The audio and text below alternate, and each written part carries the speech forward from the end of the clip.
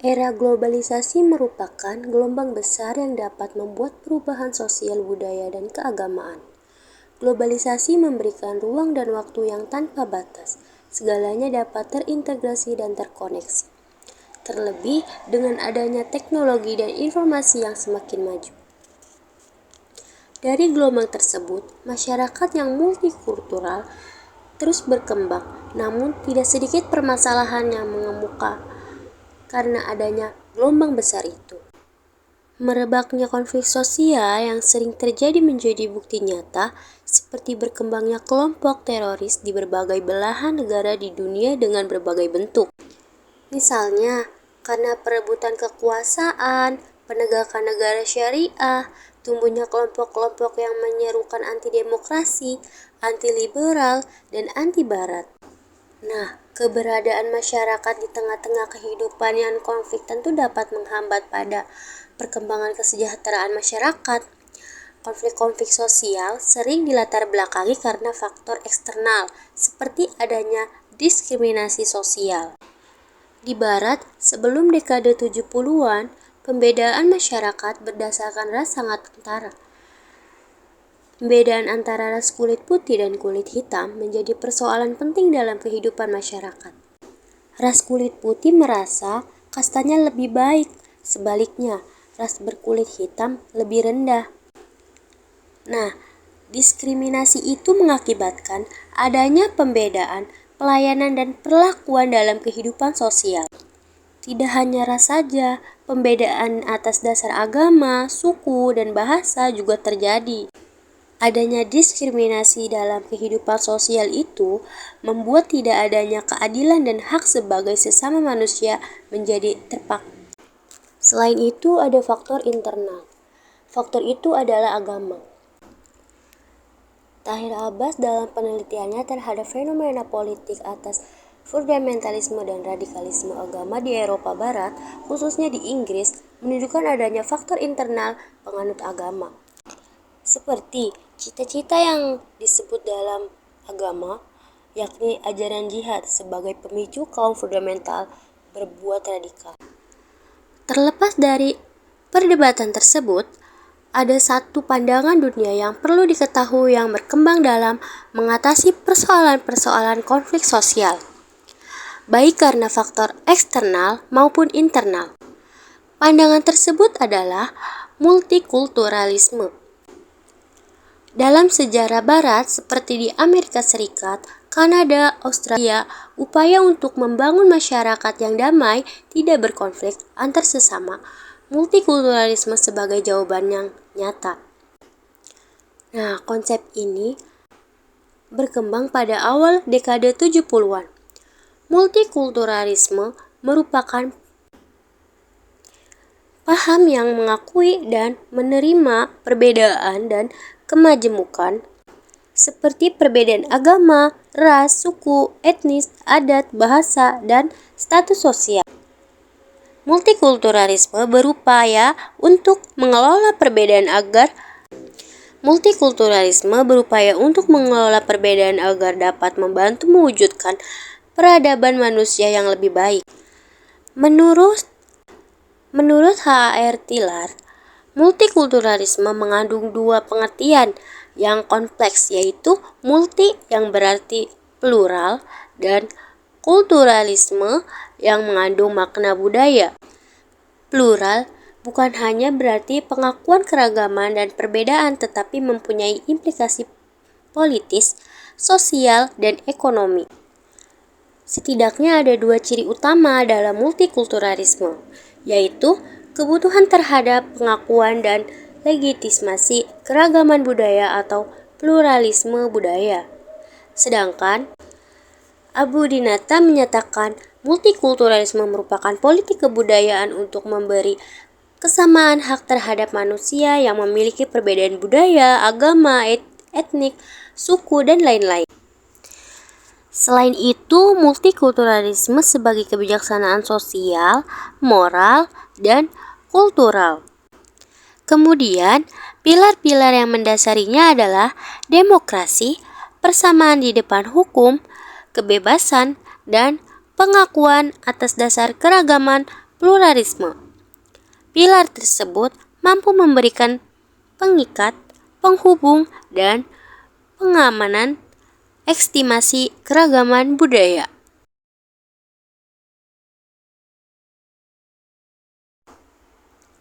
Konsep keberagaman bervisi integral. Istilah keberagaman bervisi integral berarti menjelaskan kehidupan beragam dengan visi yang menyeluruh. Ini adalah cara beragam yang tidak hanya fokus pada hubungan dengan Tuhan, tetapi juga hubungan dengan sesama manusia dan lingkungan. Dalam Islam, konsep ini terlihat dalam ajaran untuk menjaga hubungan baik dengan Allah, manusia, dan alam agar mencapai kebahagiaan. Ajaran dalam Quran Surat Al-Imran ayat 112 menjelaskan bahwa manusia perlu berpegang pada tali Allah yaitu iman dan tali sesama manusia yaitu silaturahmi. Dengan menyeimbangkan keduanya, manusia dapat terhindar dari rasa rendah diri atau kenistaan yang muncul akibat jauhnya dari kebenaran dan kedekatan hanya pada kepentingan duniawi. Selanjutnya ada visi integral menurut Ken Wilber. Ken Wilber memperluas konsep ini menjadi kesadaran integral, yaitu tingkat kesadaran manusia yang lengkap dan saling terhubung. Manusia yang memiliki visi integral berfungsi terbuka, tetapi hanya untuk kepentingan diri atau kelompok, tetapi juga untuk kemaslahatan umum tanpa memandang agama, bangsa, atau latar belakang tertentu. Visi integral ini menyatukan berbagai perbedaan seperti yang tercantum dalam Semboyan Bhinneka Tunggal Ika di Indonesia. Kesadaran ini mencangkup segala aspek kehidupan hingga ke tingkat kosmos yang meliputi materi, pikiran, jiwa, dan spiritualitas. Dengan kata lain, ini adalah pandangan hidup yang melihat dunia sebagai satu kesatuan yang saling terhubung. Ken Wilber dalam menguraikan perkembangan kesadaran manusia dengan menggunakan konsep piramid spiral. Konsep ini mempunyai 8 fase gelombang kesadaran manusia yang bertingkat antara satu sama lainnya, mengalir dalam satu kesatuan. Kedelapan gelombang tersebut yaitu yang pertama fase arkais, instinktual, yakni dalam mempertahankan kehidupan manusia menggunakan instingnya, seperti pemenuhan kehidupan makan, seks, kehangatan, ataupun kesehatan. Kelompok lain yang berbeda dengannya akan mendapat pertentangan. Kesadaran seperti ini bagaikan kehidupan hewan, hidup dengan kebiasaan instingnya. Fase kedua yaitu magis animistis, yaitu sikap berpikir yang animistik, seperti menyerahkan kehidupan dengan kekuatan gaib atau magis, seperti pada kehidupan suku-suku terdalam yang menggambarkan kehidupannya tergantung pada kekuatan ruh halus atau kekuatan gaib lainnya. Fase ketiga adalah dewa-dewa, kebenaran atau kekuatan kebenaran. Fase ini mengekspresikan egosentrisme, heroik, dan impuls. Kepribadian seperti ini lebih memisahkan dan membedakan diri dari kelompok lain dan menolak pada otoritas yang ada, memilih membangun kekuatan baru dan akhirnya akan menaklukkan kelompok lain yang lemah. Dunia penuh ancaman sehingga yang kuat akan menaklukkan yang lemah dan hidup hedonis, berfoya-foya tanpa menyesal seperti kisah dalam kerajaan feodal atau pemimpin-pemimpin geng atau mafia. Selanjutnya fase keempat adalah orde mitologi, yakni arah kehidupan yang ditentukan pada aturan yang normatif yang dipahami secara tekstual atau harfiah. Sikap merasa dosa dan akan mendapat sanksi atau hukuman jika tidak sesuai dengan norma-norma yang ada atau yang diyakini benar, seperti yang terjadi oleh kalangan fundamentalisme agama, hidup dalam kedisiplinan negara, dan kehidupan para militer. Fase kelima, pencapaian ilmiah atau dorongan penggerakan.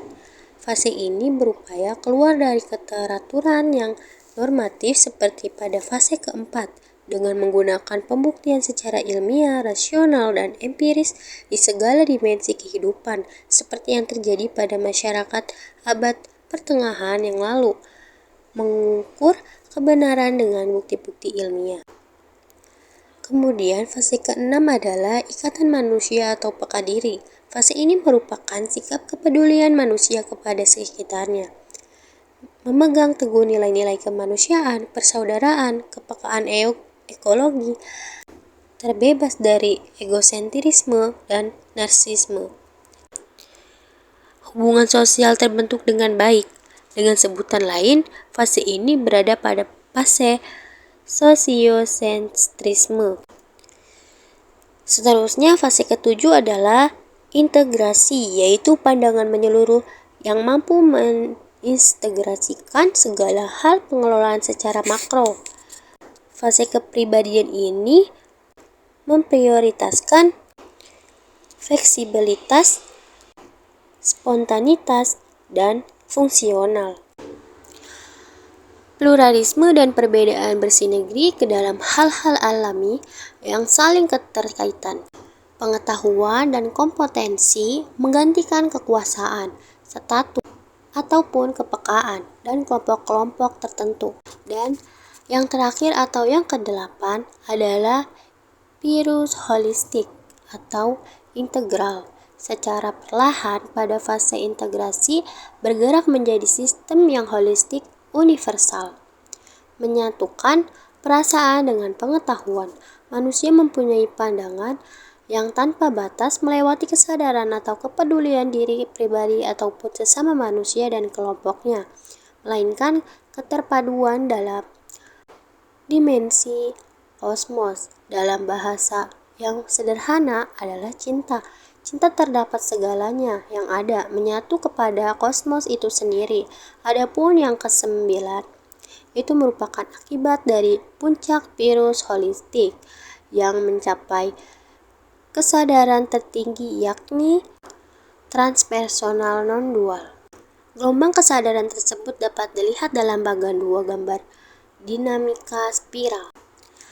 Dari 8 fase tersebut terbagi dalam 2 tingkat, yaitu 5 tingkat pertama masuk pada tingkat 1 dalam kategori bertahan hidup atau kesadaran, egosentris atau narsisme.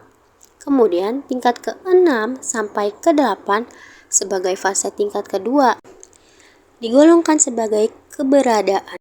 Pada fase kedua ini merupakan fase kesadaran integral yang mempunyai pandangan yang universal.